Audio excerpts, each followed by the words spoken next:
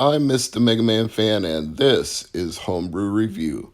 We've talked about some old homebrew games for Atari VCS/Atari 2600 on this channel before, but by some accounts, Edtris may be the oldest among them all. Not necessarily the oldest cartridge, because it's believed that there were some demo carts that existed before this that didn't have actual gameplay, but as far as a self-published, self-developed Atari 2600 game, this might be the first commercially released homebrew for Atari VCS. It's called Edtris, and with a name like that you might suspect it was named after the author, and you'd be correct. Edward Federmeyer is the programmer of this game. Now, it won't take you more than a second or two of looking at the gameplay footage to know exactly what is going on here. This is Tetris on an Atari 2600. To me, this is as much a game as it is a proof of concept.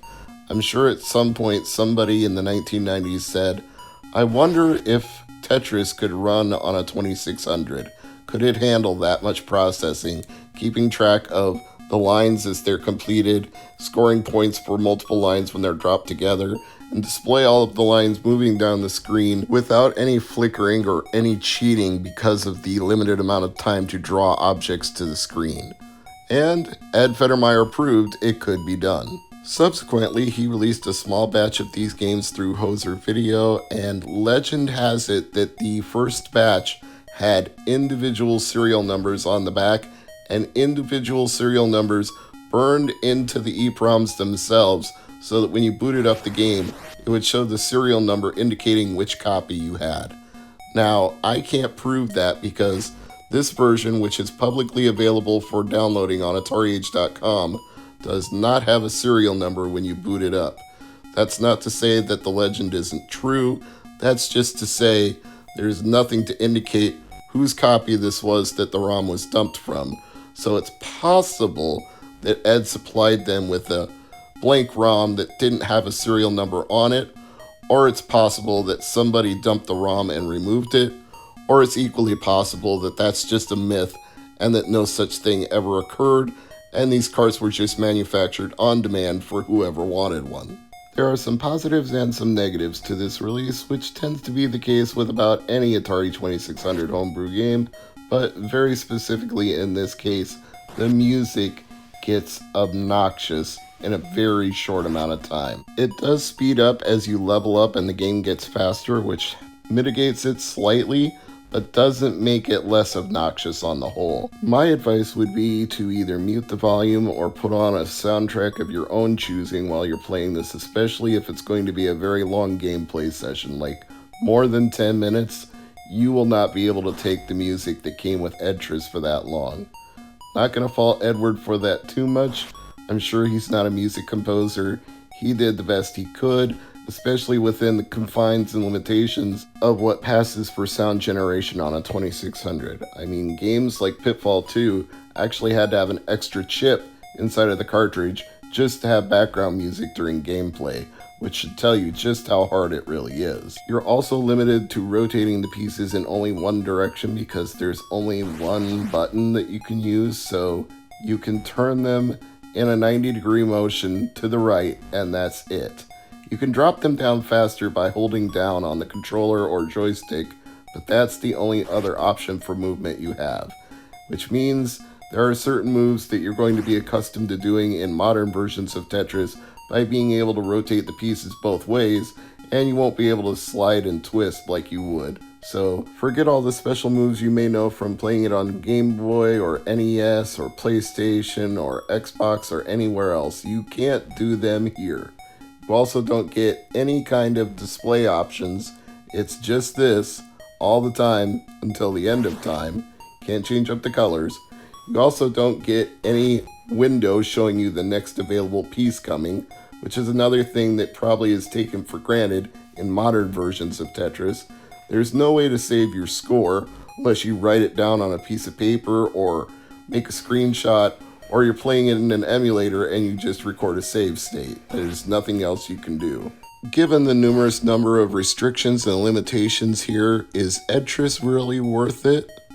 I give it a qualified yes, because Ed Federmeyer was ahead of his time, so good on you, Edward.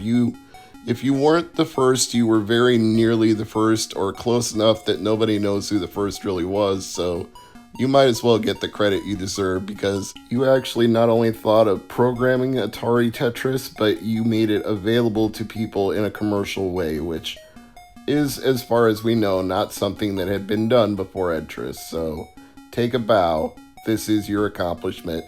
You kickstarted not only what would be a line of products from Homebrew Video that carried on for many years, but eventually led to sites like Atari Age doing even higher quality, more professional homebrews with very nice labels, very sophisticated games, and amazing technical accomplishments.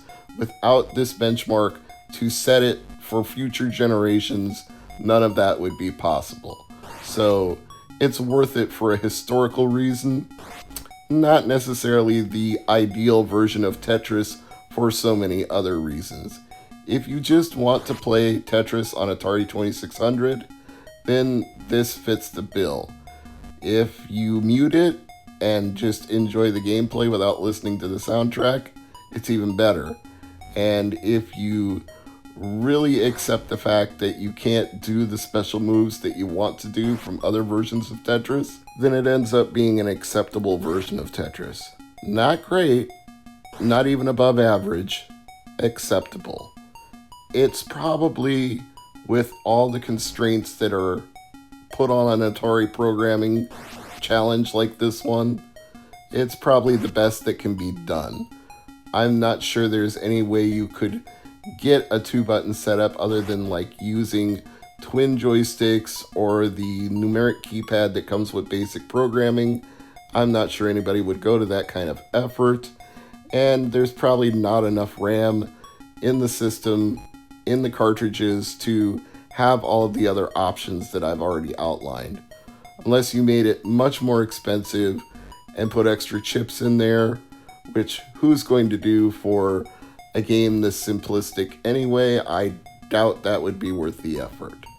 So it's the best that can be done, or it's maybe better to say it's the best anyone will do, because the limited amount of return you would get on making a higher quality, more sophisticated, more expensive version of Tetris for 2600, how many people would buy that? Probably not a lot, because you can play Tetris on just about everything. You can play Tetris on the dashboards of some cars. You can play Tetris on a watch on your wrist. You can play Tetris on your phone. You can play Tetris in a tiny miniature handheld you get at the convenience store or the checkout line at Walmart for a few bucks.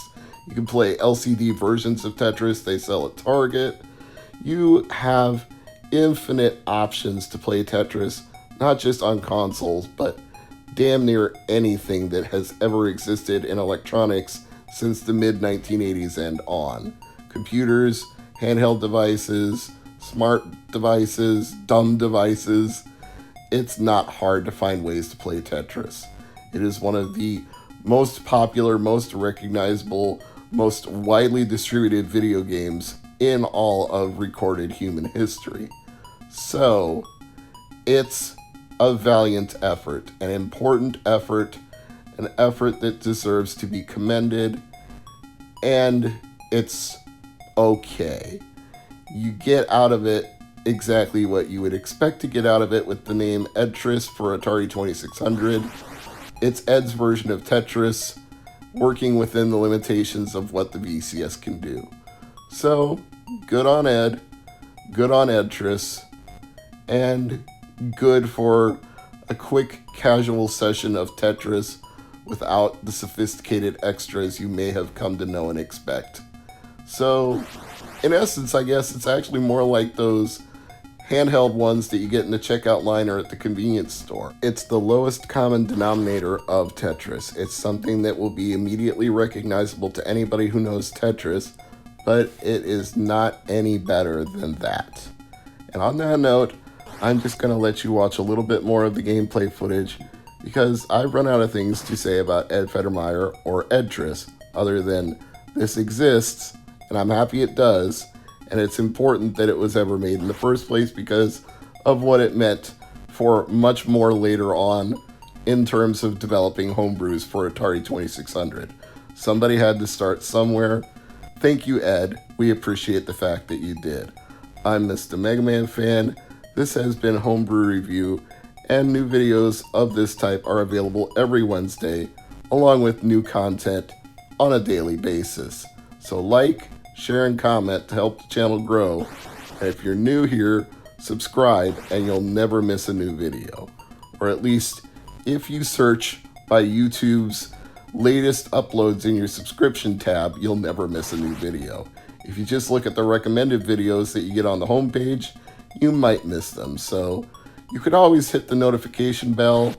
I don't pimp that as hard as other channels do, but that way you would 100% never miss it because you get a notification every time I do something. But since I do something new daily anyway, you can just check back daily. I think that's good enough. Or even if you check back every few days and watch whatever you feel like when you do, that's appreciated too.